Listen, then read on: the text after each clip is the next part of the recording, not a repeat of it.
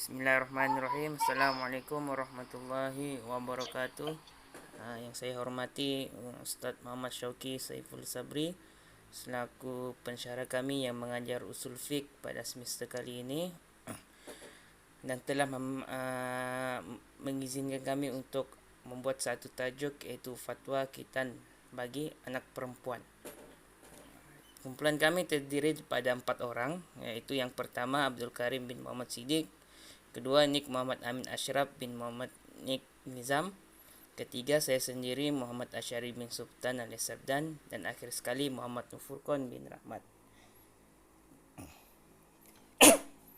Kita masuk bahagian pendahuluan. Institut Fatwa sentiasa menjadi rujukan bagi umat Islam pada masa kini, khususnya di Malaysia. Terdapat berbagai fatwa yang diputuskan dan dikeluarkan sebagai rujukan umat Islam di Malaysia. Di Malaysia ni terdapat satu institut fatwa lah sebagai rujukan bagi umat Islam di Malaysia ini khususnya. Dan terdapat juga fatwa yang diputuskan, yang dikeluarkan sebagai rujukan juga umat Islam di Malaysia inilah. Di Malaysia, fatwa yang diputuskan dapat dikategorikan dalam 3 bentuk, iaitu pertama, fatwa yang diwartakan, kedua, jawapan-jawapan fatwa yang diputuskan dalam mesyuarat jawatan kuasa fatwa, dan ketiga, fatwa yang dikeluarkan oleh mufti secara persendirian berbentuk lisan dan tulisan. Ada tiga kategori lah. Malaysia merupakan sebuah negara yang unik kerana terdapatnya ada 14 jawatan mufti yang mewakili 14 buah negeri. Setiap negeri tu ada mewakili satu mufti. Jadi di Malaysia ni ada 14 buah negeri, di kesemuanya ada 14 jawatan mufti lah, yang masing-masing mengikut negeri masing-masing. Selain jawatan kuasa fatwa peringkat negeri, terdapat juga jawatan kuasa fatwa peringkat kebangsaan, iaitu dikenali jawatan kuasa fatwa Majlis Kebangsaan bagi hal ehwal agama Islam Malaysia di bawah Majlis Kebangsaan bagi hal ehwal agama Islam, iaitu MKI. Selain daripada jawatan Majlis Jawatan Fatwa peringkat negeri, terdapat juga jawatan kuasa fatwa peringkat kebangsaan yang lebih besar lah. Sebelum seterusnya kita masuk latar belakang konflik fatwa dalam perundangan Islam. Menurut Kamus Dewan, konflik bererti perselisihan atau pertentangan antara individu, idea, kepentingan dan lain-lain. Dalam menurut Kamus Dewan ni, konflik ni berarti dia satu pertumbungan lah yang berbeza pandangan dari seseorang tu dan seseorang itu. Dia ada satu pertumbungan. Konflik fatwa merujuk kepada sebarang bentuk perselisihan, perbezaan ataupun wujudnya ketidakseragaman sama ada dari aspek keputusan fatwa maupun penerimaannya. Dalam sejarah perundangan Islam, konflik atau pertentangan pandangan antara para sahabat Nabi SAW biasa berlaku. Maksudnya di sini dalam sejarah perundangan Islam sejak zaman Nabi ataupun zaman para sahabat lagi, perkara ini, isu ini telah pun berlaku. Pada dasarnya pengeluaran fatwa telah berlaku sejak zaman Rasulullah SAW lagi. Asasnya pengeluaran fatwa ni telah pun berlaku pada zaman Rasulullah masih hidup lagi lah, zaman Rasulullah, di mana ketika itu hanya Rasulullah mengeluarkan fatwa dan para sahabat menjadikan Nabi SAW sebagai rujukan diorang. Rujukan lah. Selepas wafatnya Nabi SAW, barulah para sahabat telah mengambil peranan menyampaikan fatwa dan hukum kepada umat Islam. Selepas wafatnya Nabi, sahabat ni mengambil peranan ataupun menyambung dalam menyampaikan fatwa, kerana para sahabat ni lebih memahami apa yang Nabi SAW sampaikan kepada mereka lah. Sebab mereka rapat dengan Nabi SAW dan mereka boleh mengeluarkan fatwa dan hukum kepada umat Islam. Antara faktor berlakunya konflik dalam fatwa dalam kalangan para sahabat adalah perbezaan dari sudut kefahaman terhadap nas Al-Quran, perbezaan disebabkan as-sunnah dan ijtihad dengan akal al-ra'i.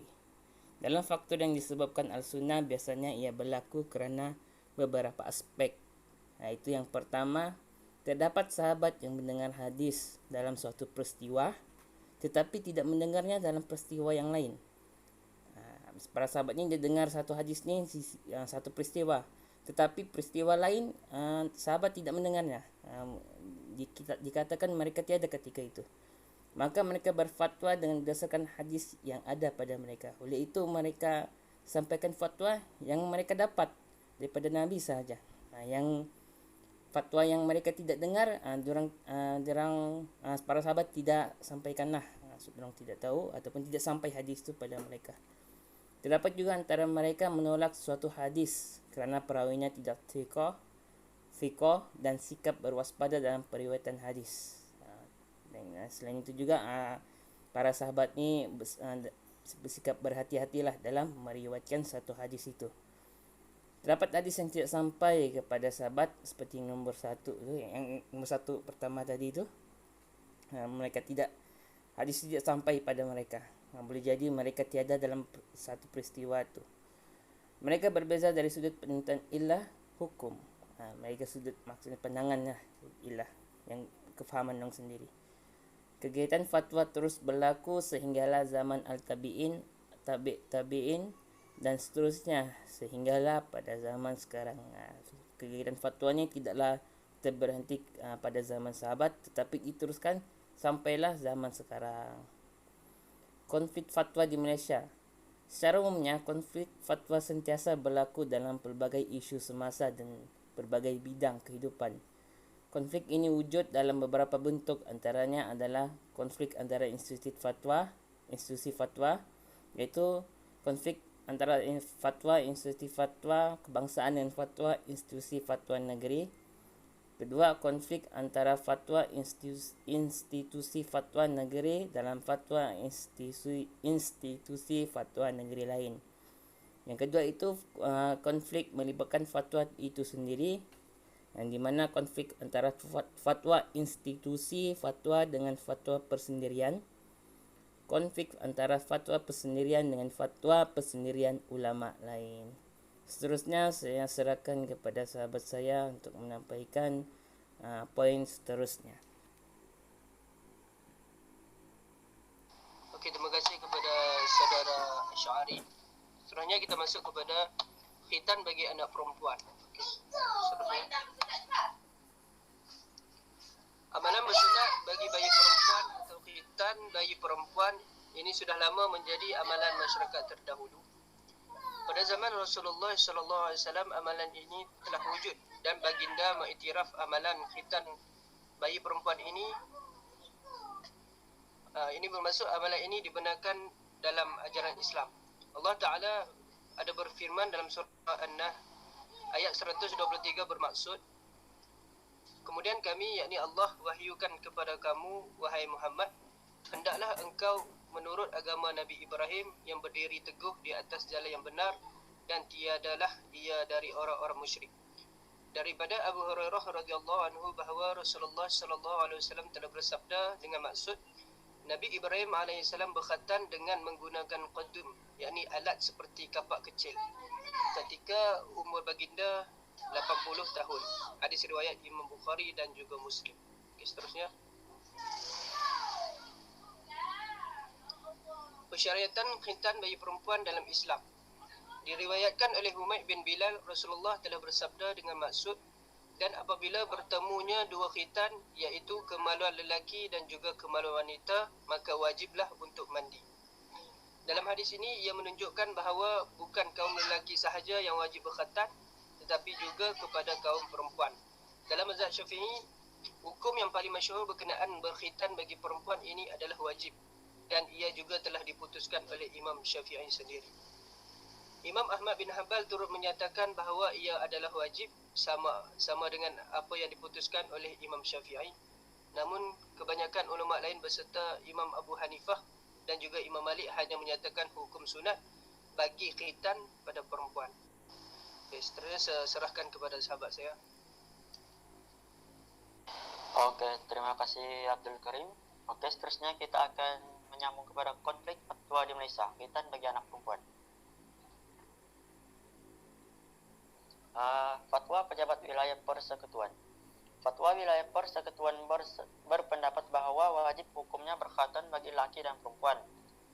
Adapun bahagian yang wajib untuk dibuang ketika berkhatan ialah bagi perempuan bahagian kulit di atas saluran kencing, yaitu klitoris yang seperti balung ayam jantan.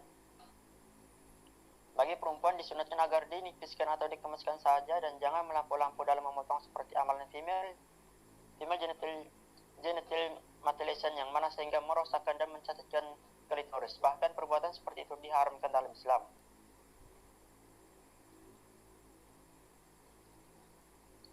Bagi ini berdalilkan hadis daripada Ummu Atiyah Al-Ansariyah bahawa pelaksanaan khatan berlaku dalam kalangan kaum perempuan di Madinah.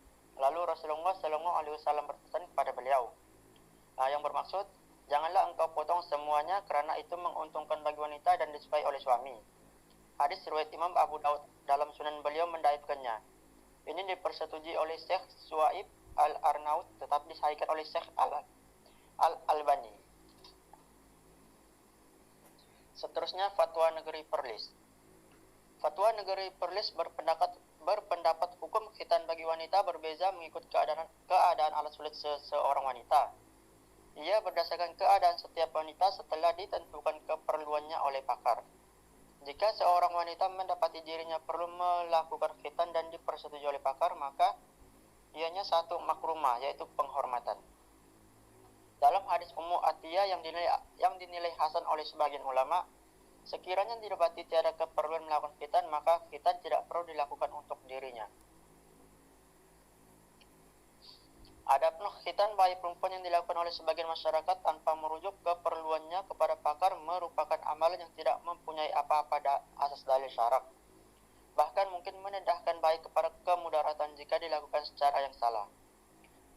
Andaian bahwasanya rangsangan seks berlebihan pada wanita disebabkan tidak berkhitan adalah tidak memiliki apa-apa alasan yang kukuh. Oke, seterusnya saya akan serahkan kepada sahabat saya Nick. Terima kasih kepada sahabat saya. Okey, kita pergi kepada Fatwa Negeri 9. Mesyuarat Jawatan Kuasa Fatwa Negeri 9 memutuskan amalan berkhatan bagi wanita adalah sebahagian daripada syiar Islam yang perlu dilaksanakan oleh umat Islam. Islam juga mementingkan keselamatan umatnya dan memberikan kelonggaran sekiranya sesuatu amalan atau perbuatan ini boleh mendatangkan kemudaratan diri. Bagi kanak-kanak pengidap autism bergantung kepada tahap kesihatannya dan jika tidak ada apa-apa kemudaratan kepadanya, wajib dikhitan. Dan hikmah berkhitan adalah supaya kanak-kanak itu benar-benar bersih dan suci. Tidak syak bahawa dengan memotong kulit menutupi hasyafah lebih menjamin untuk mencapai tujuan kebersihan tersebut. Contohnya, apabila hendak melakukan ibadah solat, dia hendaklah membersihkan dengan baik kemaluannya supaya tidak ada kekotoran yang melekat.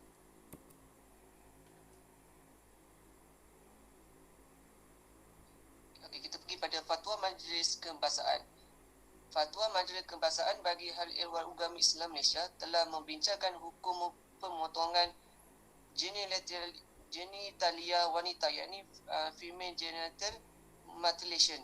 Muzakarah telah memutuskan bahawa amalan berkhatan bagi wanita adalah wajib dan jika boleh mendatangkan kemudaratan pada diri seseorang, maka ia perlu dielakkan.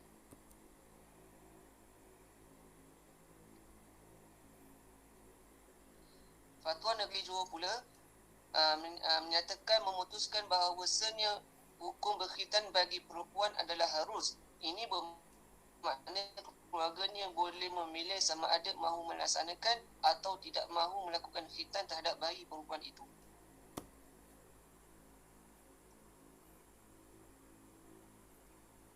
Kesimpulannya, konflik fatwa ini telah berlaku semenjak zaman para sahabat lagi. Setiap perbezaan itu terdapat dalilnya sendiri dan ada hujahnya sendiri.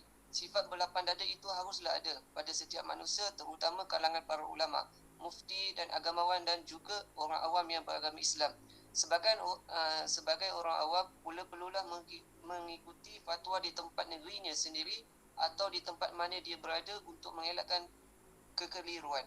penambahbaikan perlu dilaksanakan bagi menyelaras dan menyeragamkan fatwa di Malaysia di peringkat kebahasaan. Dengan itu, konflik fatwa dapat diminimumkan. Itu sahaja pada kumpulan kami.